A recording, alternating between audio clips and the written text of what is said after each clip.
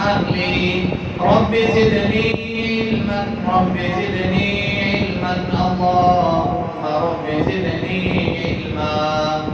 قال الله عز وجل في القرآن المجيد والفرقان الحميد: أعوذ بالله السميع العليم من الشيطان الرجيم. بسم الله الرحمن الرحيم. يا أيها الذين آمنوا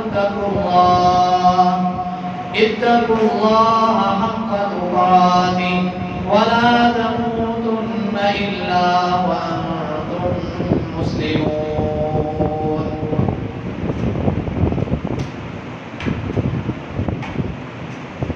صدق اللہ العظیم. ہر قسم کی حمد و ثنا بڑائی کے بڑائی رفعت و بلندی صلی اللہ اکرم الحاکمین کی ذات کے لیے. وہ اللہ جو ہم سب کا خالق ہے، مالک ہے، رازق ہے، داتا ہے، نفع نقصان کا مالک ہے، بگڑیاں بنانے والا ہے، موت و حیات کا مالک ہے، جو اعلیٰ کل شیء قدیر ہے.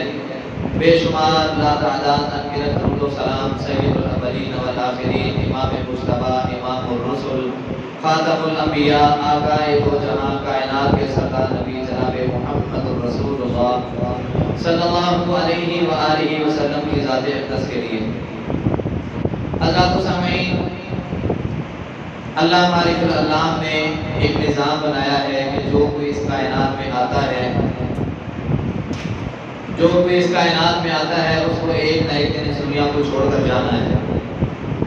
بے شک اچھا انسان ہو یا برا انسان ہو، انسان نے اگر دنیا میں رہتے ہوئے جس طرح ہم نے قرآن مجید میں سماعت فرمایا کہ اللہ کا حاکمین کہتے ہیں کہ اگر وہ رب چاہتا تو تم سب کو امۃ واحدہ ایک ہی جماعت بنا دیتا، لیکن اس نے ایسا نہیں کیا. اس کا سبب کیا ہے؟ لیبلوکم، تاکہ وہ تمہاری آزمائش کرے، تمہیں آزمائے کہ پہلی امتوں میں اور دور جہالت میں لوگوں کے پاس میرے نبی بھی آئے اور نبی اللہ احکام الحاکمین کی نازل شدہ کتابیں لے کر بھی آئے، لیکن وہ اس کے باوجود انبیاء کی باتیں سننے کے باوجود، قرآن اور حدیث کی باتیں سننے کے باوجود، جو اس وقت کی کتابیں ہوتی تھیں ان کو سننے کے باوجود انہوں نے نبیوں کی باتوں کو ماننے سے انکار کیا. تو رب العالمین بھی کہتے ہیں کہ میں نے بھی تمہارے اوپر قرآن جیسی عظیم کتاب کو اتارا اور محمد رسول اللہ صلی اللہ علیہ وآلہ وسلم جیسے عظیم نبی کو بھیجا. اب رب چاہتا تو امت واحد بنا سکتا تھا، سب کو نیکی کے راستے پر چلنے والا، سب کو گناہوں سے بچنے اور بچانے والا بنا کے رب بھیج سکتا تھا، لیکن رب نے ایسا نہیں کیا. سبب کیا ہے؟ لیبلوکم، تاکہ وہ رب تمہاری آزمائش کرے، تمہارا امتحان لے، تمہیں پرکھے، تمہیں دیکھے کہ تم نے پہلے زمانے جو پہلا دور جاہلیت کا گزرا ہے ان کی باتوں کو مد نظر رکھا ہے، ان جیسی زندگی گزارنے کی کوشش کی ہے، یا تم نے واقعتاً ہی اللہ اور اس کے رسول کی محبت کو اپنے سینوں میں، اپنے دل و دماغ میں جگہ دیا اور قرآن سے محبت کا ثبوت دیا ہے. حضرات و سامعین، دو طرح کے لوگ ہوتے ہیں، ایک ہے اچھا انسان، توجہ کریں جب میری طرف، ایک ہے اچھا انسان اور دوسرا ہے برا انسان. مرنا دونوں نہیں ہے، مرنا دونوں نہیں ہے. اچھے انسان نے بھی مر جانا ہے اور برے انسان نے بھی مر جانا ہے. حضرات و سامعین، کو کتنا ہی خوش نصیب انسان ہے کہ جب وہ اس دنیا سے جائے اس کا رب اس سے راضی ہو چکا ہو. اللہ ہم سب کو ایسی زندگی اور ایسی موت ہم سب کو نصیب فرمائے کہ جب ہم اس دنیا سے جائیں گے، اس دنیا میں رہتے، چلتے پھرتے، اٹھتے بیٹھتے، جاگتے سوتے رب العالمین کے اتنے برگزیدہ اور اتنے محبوب بن جائیں کہ وہ رب ہم سے محبت کرے، ہم رب سے محبت کرنے والے بن جائیں. وہ رب قدم بقدم پر ہماری نیکیوں کی قدر کرے، ہمارے گناہوں کو معاف کر دے. حضرات و سامعین، کچھ ایسے اعمال ہیں اور اس کے برعکس وہ انسان کہ جو قدم بقدم گناہ کرتا ہے، قدم بقدم اپنے رب کو ناراض کرتا ہے، اپنے رب کی رحمت سے دور ہوتا ہے، جہنم کے قریب ہو رہا ہے، جنت سے اپنے آپ کو دور کر رہا ہے. اللہ ایسی بدبختی والی زندگی اور ایسی بدبختی والی موت سے ہم سب کو محفوظ فرمائے. حضرات و سامعین، رسول اللہ صلی اللہ علیہ وسلم کی حدیث ہے اور حدیث قدسی بھی ہے. فرمایا کل بنی آدم خطاء وخیر الخطائین التوابون. آدم علیہ السلام کی ساری اولاد خطا کار ہے، آدم کی ساری اولاد خطا کار ہے، ہاں سوائے وہ شخصیات جن کو انبیاء کا لقب دیا گیا، جو نبی ہیں، جن کو رب العالمین نے معصوم عن الخطا بنا کے بھیجا۔ عائشہ رضی اللہ تعالیٰ عنہ کہتی ہیں، اے میرے سردار، اے میرے خامد، اے اللہ کے نبی صلی اللہ علیہ وسلم، آپ اتنی مشقت کیوں کرتے ہیں؟ آپ اتنی محنت اور اتنی سٹرگل کیوں کرتے ہیں؟ رب العالمین نے آپ کو معصوم عن الخطا بنا کے بھیجا۔ آپ کی زندگی کے اگلے گناہ، آپ کی زندگی کے پچھلے گناہ سارے کے سارے معاف کر دیے گئے، اور صرف معاف نہیں، رب العالمین نے آپ کو گناہوں سے محفوظ تر زندگی عطا کی ہے۔ بچپن میں جب نبی علیہ السلام حلیمہ سعدیہ رضی اللہ تعالیٰ عنہ ان کی جھونپڑی میں پرورش پا رہے تھے، بچوں کے ساتھ کھیل رہے تھے، بچوں نے ایک منظر دیکھا تھا جس کو ڈر کے وہ بھاگ گئے۔ نبی علیہ السلام کے سینے اطہر کو چاک کیا گیا تھا، دل کو نکالا گیا تھا اور اس کو دھویا گیا تھا، شیطان کی نجاست کو دور کیا گیا تھا کہ رہتی دنیا تک شیطان کے بعد اس دل پر اثر انداز تھا۔ بچوں نے دیکھا، ڈر کے جا کے باقی حلیمہ سعدیہ رضی اللہ تعالیٰ عنہ کو بتایا۔ خیر قصہ مقصد یہ معاملہ کسی اور طرف نہ چلا جائے، بات کرنے کا مطلب یہ ہے کہ نبی علیہ السلام کو رب العالمین نے معصوم بنا کے بھیجا، اس کے باوجود مصلی رسول پر کھڑے ہیں، ساری رات رو رو کر، ساری رات قیام میں، ساری رات رکوع میں، سجود میں، تشہد میں، دعائیں کرنے میں، اور اپنی اس امت کے غم میں، اپنی اس امت کی فکر میں کہ میری امت جہنم میں نہ چلی جائے، میری امت کامیاب ہو جائے، میری امت رب کو راضی کرنے والی ہو جائے، رب میری امت کے لوگوں کو جہنم سے بچا لے، اس امت کے غم اور فکر میں اتنا نڈال ہوتے ہیں، اتنی محنت ہے، اتنی مشقت ہے، ساری رات مصلی پر کھڑے ہیں۔ اما جی عائشہ رضی اللہ تعالیٰ عنہ کہتی ہیں، میں نے پوچھا اللہ کے نبی صلی اللہ علیہ وسلم آپ اتنی محنت کیوں کرتے ہیں حالانکہ رب نے آپ کو معصوم بنا کے بھیجا ہے؟ آقا علیہ السلام کہتے ہیں افلا اکون عبدا شکورا، عائشہ جس رب نے میرے اوپر اتنا احسان کیا ہے، کیا میں اس رب کا شکر گزار بندہ نہ بنوں؟ حضرات، رب العالمین ہم سب کو محفوظ فرمائے، ہم سب کو جہنم سے آزاد کر دے۔ اگر وہ رب ساری کی ساری کائنات کو اٹھا کے جہنم کے اندر بھیج دے گا نا، تو رب کی شان میں کوئی اضافہ نہیں ہونے لگا، رب وہی ہے۔ میری بات سمجھ آ رہی؟ اور اگر وہ رب رحم کر کے، اپنا فضل کر کے ساری کی ساری دنیا کو جنت کے اندر داخل کر دے، تو رب کی شان میں پھر بھی بڑھوتی کوئی نہیں ہونے لگی، رب اتنا ہی۔ بات سمجھ آ رہی؟ لیکن وہ کتنا ہی خوش نصیب انسان ہے۔ رب العالمین کہتے ہیں کہ مجھے وہ انسان پسند ہے کہ جس سے گناہ ہو جاتے ہیں، گناہ ہونے کے فوراً بعد وہ نیک کام کر لیتا ہے۔ ان الحسنات یذہبن السیئات، قرآن مجید کا اعلان ہے کہ انسان سے گناہ ہوئے ہیں، اس کے فوراً بعد اس نے نیکی کر لی۔ محمد رسول اللہ صلی اللہ علیہ وآلہ وسلم کے پاس صحابہ اکرام بیان کرتے ہیں، ہم مسجد نبوی کے اندر بیٹھے ہوئے ہیں، حضرات آج ہمارا ٹاپک یہ ہے کہ کون سے ایسے اعمال ہیں کہ جو انسان کے گناہوں کو بھی دھو ڈالتے ہیں۔ ہم گناہ گار ہیں کیونکہ کل بنی آدم خطاؤن، آدم کی ساری اولاد خطا کار ہے، لیکن ان گناہ گاروں میں، ان خطا کاروں میں، ان مجرم لوگوں میں بہتر لوگ کون ہیں؟ وَخَيْرُ الْخَطَّائِينَ التَّوَّابُونَ، ان میں بہترین مجرم وہ ہیں جو گناہ کرنے کے فوراً بعد توبہ کر لیتے ہیں، گناہ کرنے کے بعد فوراً سے کوئی نیکی کرتے ہیں، وہ نیکی ان گناہوں کو زائل کر دیتی ہے۔ قرآن نے اعلان فرمایا ان الحسنات یذہبن السیئات، بندہ نیکی کرتا ہے اس کی برائیاں ختم ہو جاتی ہیں۔ رسول اللہ صلی اللہ علیہ وسلم کو رب العالمین نے معصوم بنا کے بھیجا۔ آقا علیہ السلام کو بڑی شان، بڑی عظمت اور بڑی فضیلت رب نے عطا کی کہ کل قیامت کا دن ہوگا، کوئی کام نہیں آئے گا، سارے نبی جواب دے دیں گے، محمد رسول اللہ صلی اللہ علیہ وسلم شفاعت کریں گے۔ حضرات اور بہت سارے ایسے واقعات جو رحمت للعالمین کی شان کو بڑھانے میں اہم کردار ادا کرتے ہیں۔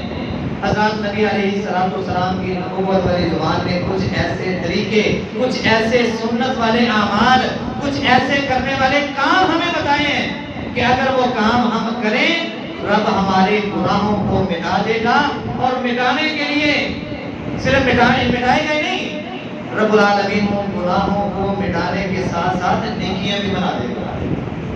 قرآن نے اعلان کیا، اپنی طرف سے کوئی بات نہیں کروں گا، یقین آئے 19واں پارہ اٹھا کے دیکھیں، اِلَّا مَن تَابَ وَآمَنَ وَعَمِلَ عَمَلًا صَالِحًا فَأُولَٰئِكَ يُبَدِّلُ اللَّهُ سَيِّئَاتِهِمْ حَسَنَاتٍ، وہ لوگ جنہوں نے توبہ کی اور توبہ کرنے کے بعد نیک عمل کیے، ایمان لائے، نیک عمل کیے، فَأُولَٰئِكَ يُبَدِّلُ اللَّهُ سَيِّئَاتِهِمْ حَسَنَاتٍ، یہ وہ لوگ ہیں رب جن کے گناہوں کو بھی نیکیاں بنا دیتا ہے۔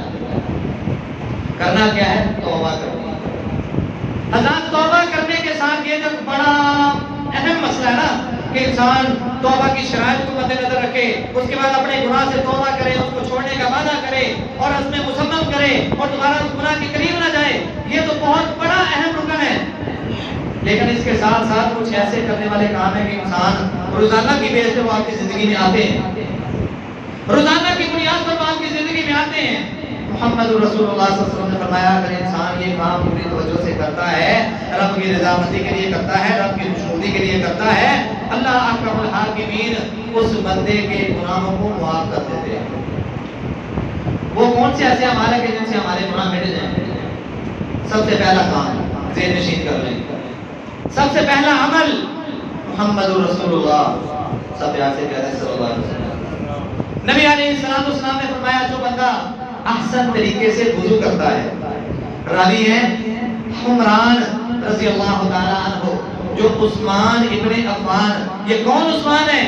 جو نبی علیہ السلام کے دور داماد ہے، نبی علیہ السلام کے دور داماد کے غلام حمران رضی اللہ تعالیٰ عنہ بیان کرتے ہیں کہ میں نے عثمان رضی اللہ تعالیٰ عنہ نے ایک دن پانی منگوایا اور میں پانی لے کے آیا، انہوں نے اچھی طرح ہاتھوں کو دھویا، اس کے بعد 3 مرتبہ کلی کی، 3 مرتبہ ناک میں پانی چڑھایا، 3 مرتبہ چہرہ دھویا، 3 مرتبہ بازو دھوئے، اس کے بعد سر کا 1 مرتبہ مسح کیا، کانوں کا خلال کیا، دونوں پاؤں کو 3 مرتبہ دھویا، اور صحابہ اکرام جو ارد گرد موجود تھے ان کو خبردار کرتے ہوئے ان کو اپنی طرف توجہ دلانے کے لیے کہتے ہیں کیا تم سب کو ایک حدیث نہ سناؤں؟ وہ سارے جو ساتھی موجود ہیں کہتے ہیں عثمان رضی اللہ تعالیٰ عنہ کیوں نہیں، آپ ہمیں حدیث سنائیں۔ کہتے ہیں کہ میں نے محمد رسول اللہ صلی اللہ علیہ وآلہ وسلم کو اس طرح وضو کرتے ہوئے دیکھا، اور آقا علیہ السلام نے اپنی نبوت والی زبان سے یہ اعلان فرمایا کہ جو بندہ اچھے طریقے سے وضو کرتا ہے اور وضو کرنے کے بعد کتنی رکعتیں پڑھ لے، بولیں وضو کیا، مسجد میں آ گیا اور مسجد میں آ کے اس نے تحیت المسجد یا تحیت الوضو کے 2 نفل ادا کیے، اور ان نفلوں میں اس کی توجہ، اس کا دھیان، اس کا دل، اس کا دماغ کسی اور کام میں نہیں گیا، اس کی پوری توجہ، اس کا فوکس صرف رب پر تھا کہ میں رب سے ہم کلام ہوں، رب مجھ سے باتیں کر رہے ہیں، میں رب سے باتیں کر رہا ہوں۔ حضرات اس کی پوری توجہ ان 2 رکعتوں میں نماز میں تھی، رب کے ساتھ جڑی ہوئی تھی۔ اس نے 2 رکعتیں پڑھ کے سلام بعد میں پھیرا، رب العالمین نے اس کے گناہوں کو معاف کر دیا۔ کام کون سا ہے؟ پہلا کام ابھی جو ہم نے سنا ہے، کام کون سا ہے؟ 2 نفل ادا کرنے ہیں وضو کر کے، اور وضو بتاتے خود ایک دوسری چیز ہے جو انسان کے گناہوں کو ختم کر دیتی ہے۔ پہلا کام ہم نے سنا 2 نفل وضو کرنے کے بعد، اور دوسرا کام بتاتے خود وضو۔ نبی علیہ السلام نے فرمایا انسان پوری توجہ سے وضو کرتا ہے، جب وہ اپنے ہاتھ دھوتا ہے رب العالمین یہ ہاتھ کے ناخنوں کے نیچے تک کے جتنے گناہ ہیں پانی کے ساتھ ان کو ظاہر کر دیتا ہے۔ انسان نے کلی کی، اس کی زبان کے جتنے گناہ ہیں رب پانی کے ساتھ ان کو ظاہر کر دیتا ہے۔ اس نے اپنے چہرے کو دھویا، آنکھوں کے گناہ، چہرے کے گناہ رب العالمین پانی کے قطرات کے ساتھ ان کو ظاہر کر دیتا ہے۔ اس انسان نے آخر میں اپنے قدموں کو دھویا، اپنے کانوں کا خلال کیا، کانوں کے گناہ معاف ہو گئے۔ پاؤں کے قدموں کے جو گناہ ہیں محمد رسول اللہ صلی اللہ علیہ وسلم بیان کرتے ہیں اس نے اپنے پاؤں کو دھویا پانی کے قطرات کے ساتھ۔ صرف اس کے قدموں کے گناہ نہیں، اس کے قدموں کے ناخنوں کے نیچے تک کے جتنے گناہ ہیں رب ان سب کو معاف کر دے۔ محمد رسول اللہ صلی اللہ علیہ وسلم کو اللہ احکم الحاکمین نے معراج کروائی۔ نبی علیہ السلام جنت کی سیر کر رہے ہیں، جبرائیل علیہ السلام ساتھ ہیں۔ نبی علیہ السلام نے اپنے آگے آگے چلنے کی قدموں کی آہٹ سنی۔ نبی علیہ السلام نے پوچھا ہے جبریل یہ کس کے قدموں کی آہٹ ہے؟ فرمایا اللہ کے نبی صلی اللہ علیہ وسلم یہ آپ کا وہ بلال جو چلتا زمین پر ہے لیکن اس کے چلنے کے قدموں کی آہٹ جنت میں سنائی دیتی ہے۔ نبی علیہ السلام کے متعلق آج مشہور ہے آپ عالم الغیب ہیں، اگر آپ عالم الغیب ہوتے تو جبریل کو کیوں پوچھتے؟ اگر عالم الغیب ہوتے تو نبی علیہ السلام واپس آ کے ابو بکر سے بلال رضی اللہ تعالیٰ عنہ سے یہ نہ پوچھتے کہ اے بلال آخر کون سا ایسا عمل کرتے ہو کہ رب نے مجھے جنت کی زیارت کروائی، جنت کی سیر کروائی، چل میں رہا تھا میرے آگے کے چلنے کے قدموں کی آہٹ سنائی دے رہی تھی، اے بلال کون سا ایسا کام کرتے ہو؟ اگر عالم الغیب ہوتے تو پوچھتے نا، پتہ ہوتا۔ لیکن نبی علیہ السلام عالم الغیب نہیں، قرآن کی بہت ساری آیتوں میں رب العالمین نے خود اعلان کر دیا۔ اور جو بندہ اس عقیدے کو رکھتا ہے کہ نبی علیہ السلام کو غیب کا علم ہے، حضرات اس کو اپنے ایمان کا محاسبہ کرنا چاہیے۔ قرآن کی کتنی آیات کا وہ منکر ہو رہا ہے، اور قرآن کا اعلان اصل میں رب کا اعلان ہے، اور اب کہتے ہیں غیب کی دنیا تو صرف میرے پاس ہے، اس کے علاوہ کسی کے پاس نہیں ہے۔ ہاں میں جتنا بتا دوں وہ غیب نہیں رہتا، جو بتا دوں وہ غیب نہیں رہتا۔ بلال رضی اللہ تعالیٰ عنہ نبی علیہ السلام نے واپس آ کے پوچھا ہے بلال جنت کے اندر یہ منظر ہوا، آخر کون سا ایسا عمل کرتے ہو؟ حضرات اس حدیث سے بھی یہی دونوں سبق ملتے ہیں۔ اگر میں اور آپ اپنے گناہوں کو دھونا چاہتے ہیں، گناہوں کو ختم کرنا چاہتے ہیں، تو آج ہی ان دونوں عملوں پر اپنی زندگی کو کارآمد کر لیں اور پابند ہو جائیں۔ انشاءاللہ ہماری زندگی سے گناہ نکلنا شروع ہو جائیں گے۔ بلال رضی اللہ عنہ کہتے ہیں اللہ کے نبی صلی اللہ علیہ وسلم عمل تو کوئی اتنے بڑے نہیں، میں آپ کا مقابلہ بھلا کیسے کر سکتا ہوں؟ اللہ کے نبی صلی اللہ علیہ وسلم کوشش یہی ہوتی ہے کہ میں ہر وقت باوضو رہوں، اور جب بھی وضو کرتا ہوں میں 2 نفل ادا کرتا ہوں۔ ہو سکتا ہے رب کو میرا یہ عمل پسند آیا ہو اور رب نے اتنا بڑا انعام دے دیا ہو۔ حضرات یہ عمل انسان کو جنت میں بھی پہنچاتے ہیں، اور یہ عمل وضو کرنا اور وضو کے بعد نفل ادا کرنا یہ انسان کے گناہوں کو ختم کرنے کا ذریعہ ہے۔ حضرات کتنی باتیں ہو گئی؟ وضو کرنا ہے اور اس کے بعد کیا کرنا ہے؟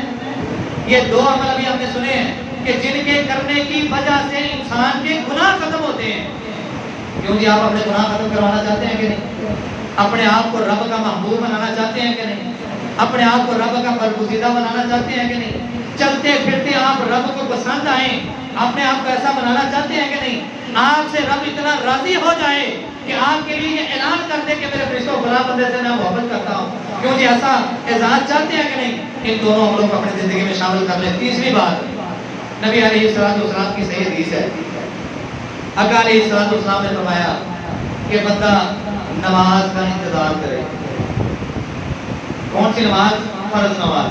اور فرض نماز سے بات یاد آئی، بندہ گھر میں نماز ادا کرتا ہے اور ایک بندہ باجماعت نماز ادا کرتا ہے۔ 2 حدیثیں ہیں، ایک ہے کہ جو بندہ باجماعت نماز ادا کرتا ہے 25 نمازوں کا ثواب ملتا ہے، اور دوسری حدیث کے الفاظ ہیں 27 نمازوں کا ثواب ملتا ہے۔ اس 25 اور 27 میں مفسرین نے جو بات نوٹ کی ہے، بندے کا تقوی، بندے کے ایمان کے لیول کو دیکھا جاتا ہے۔ بندے کے ایمان کا لیول جتنا زیادہ ہوگا 27 کے برابر اس کو ثواب دے دیا جائے گا۔ اگر ایمان کا لیول اس کے نماز کے اندر خشوع خضوع کا لیول ڈاؤن ہے تو 25 نمازوں کا ثواب دیا جائے گا۔ لیکن اگر انسان اکیلا گھر میں نماز پڑھتا ہے، ایک نماز کا ثواب ہے، فائدہ کس میں ہے؟ باجماعت نماز ادا کرنے میں فائدہ ہے نا، اللہ کے گھروں کو آباد کرنے میں فائدہ ہے کہ نہیں؟ اور جو رب کے گھروں کو آباد کرتے ہیں رب ان کے گھروں کو آباد کرتا ہے۔ آج ہم پریشان ہیں، پریشانیاں ہمیں چاروں طرف سے گھیرے ہوئے ہیں، کاروبار ہونے کے بعد بھی ہم اتنا پریشان ہیں کہ کچھ نہیں ہے۔ حضرات اس کے پیچھے ایک بہت بڑی وجہ یہ ہے کہ ہم نے اللہ کے گھروں کو ویران کرنا شروع کر دیا۔ آج ہم سب عہد کر لیں نا، وعدہ کر لیں رب سے کہ اللہ ہم تیرے گھر کو آباد کریں گے، تو اپنا رحم کر دے، اپنا فضل کر دے، اپنا کرم کر دے، اپنے کرم کی بارشیں کر دے، تو ہمارے کاروبار کو وسیع کر دے، ہمارے گھر کو، ہمارے رزق کو، ہمارے مال و جان کو وسیع کر دے، اللہ اس میں برکتیں عطا کر دے۔ میں اللہ کی قسم اٹھا کے کہتا ہوں، ممبر رسول پہ کھڑا ہوں، پوری ذمہ داری کے ساتھ کہتا ہوں، ہم رب کے گھر کو آباد کرنے والے بن جائیں، رب ہماری تمام مشکلوں کو آسانیوں میں تبدیل کر دے گا۔ کیونکہ آپ کا بھی عقیدہ ہے کہ نہیں؟ آپ لوگوں کا بھی ذہن ہے کہ نہیں ہے؟ حضرات نبی علیہ السلام نے فرمایا کہ بندہ نماز کا انتظار کرتا ہے، مسجد میں آیا ہے، اس نے وضو کیا، اور یاد رکھیے ایک بندہ مسجد میں آ کے وضو کر رہا ہے، سہولتیں موجود ہیں، سہولتوں کا استعمال بھی کرنا چاہیے، لیکن اس کے برعکس وہ انسان کہ جو اپنے گھر سے نکلا، جو اپنے گھر سے نکلا، ہم باتیں کون سی کر رہے ہیں؟ وہ اعمال جو انسان کے گناہوں کو دھو ڈالیں، جو انسان کے گناہوں کو ختم کر دیں۔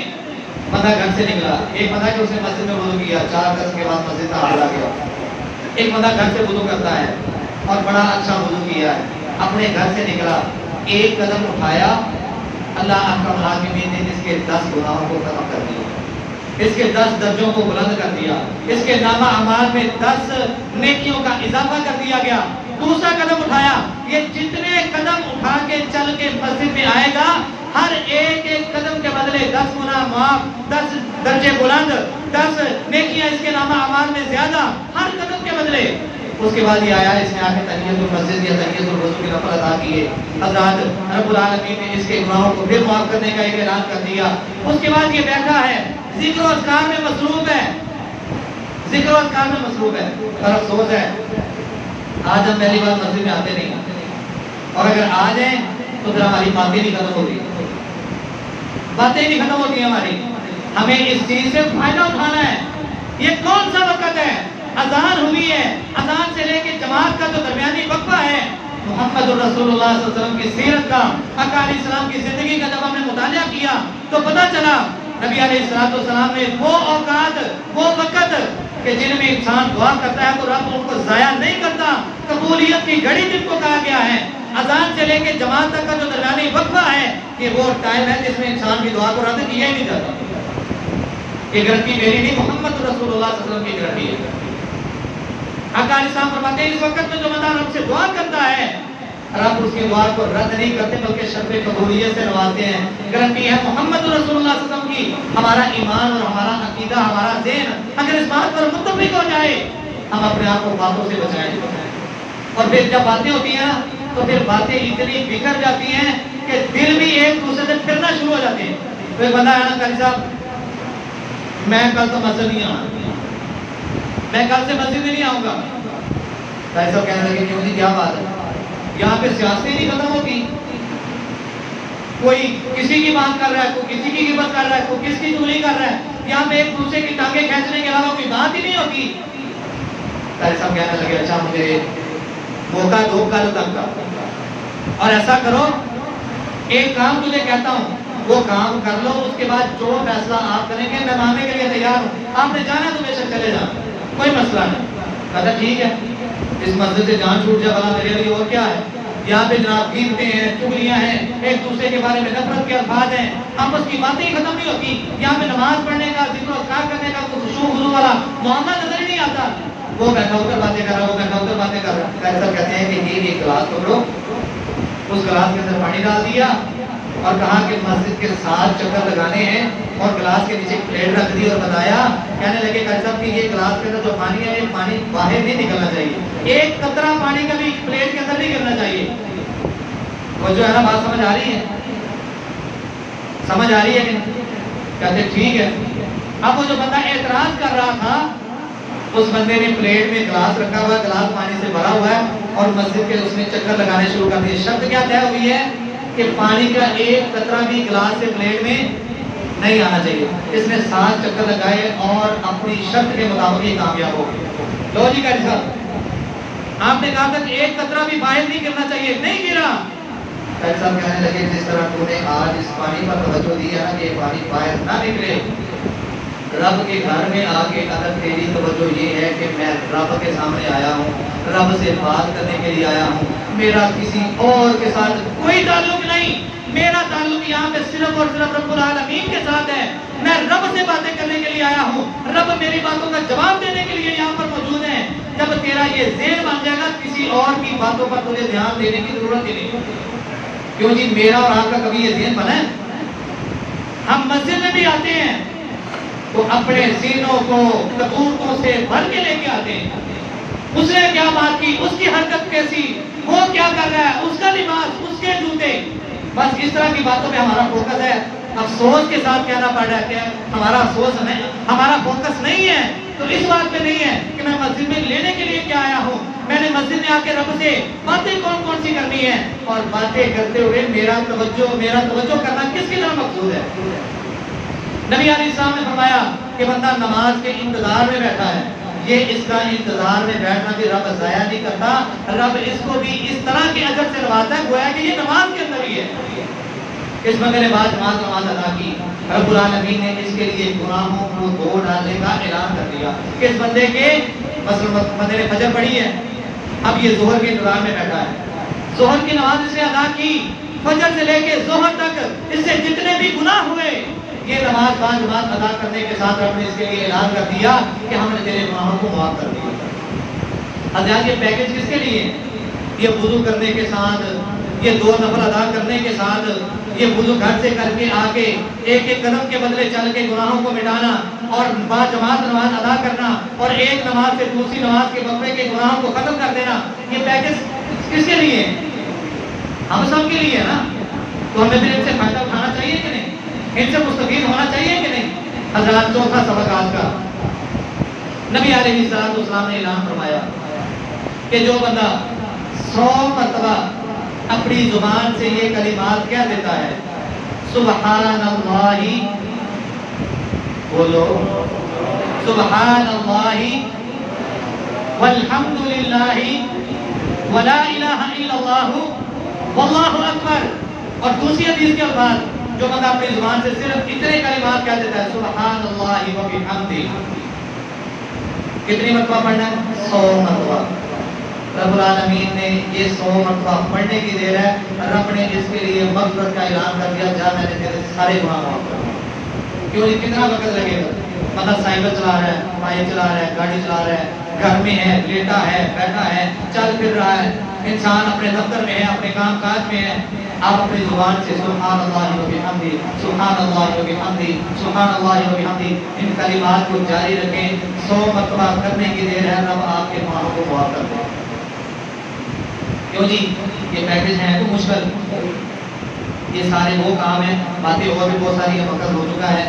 اللہ احکم الحاکمین ہم سب کے صغیرہ اور کبیرہ جتنے بھی گناہ ہیں ہم سب کے گناہوں کو معاف کر دیں۔ ایک آخری بات چھوٹی سی ہے، کھانا کھاتے وقت انسان سے کوئی گناہ ہوتا ہے؟